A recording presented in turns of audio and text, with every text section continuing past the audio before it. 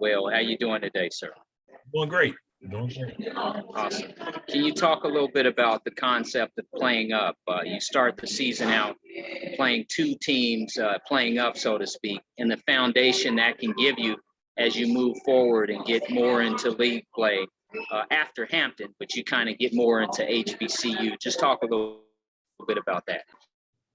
Well, I think the speed of the game, though, is something that, we're going to realize is probably a little bit different.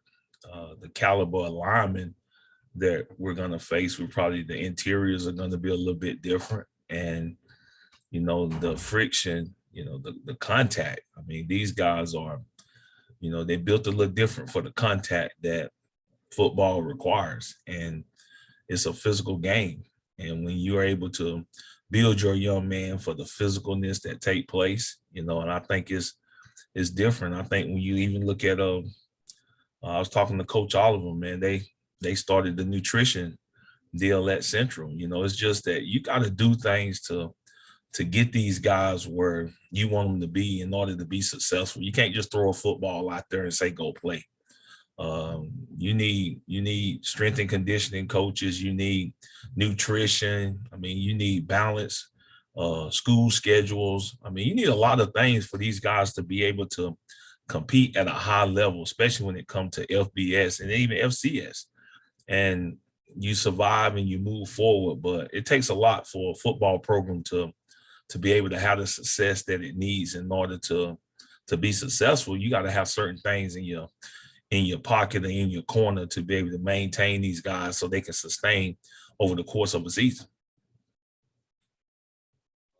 Coach, rivalries in sports, and you've been a part of them. You know about the SWAC rivalry where you had Southern and Grambling in the Bayou.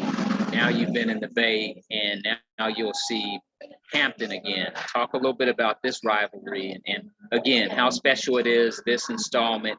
And again, it's a great opportunity to go out and get one. Well, it's always fun.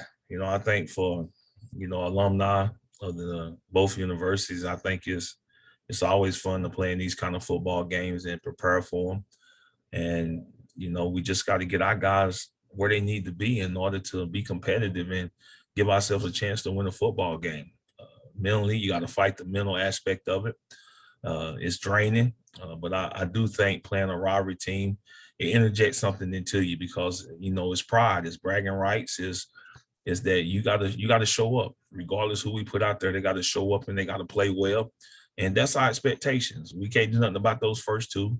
We're preparing for this week, and we know that it's a rivalry game, but you don't put too much into it. We got to focus on us.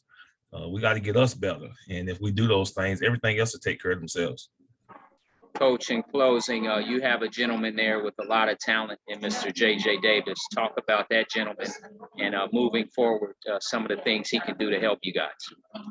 Well, just being able to get something established. The first two games, he hadn't really had a chance to be the player that we know he can be.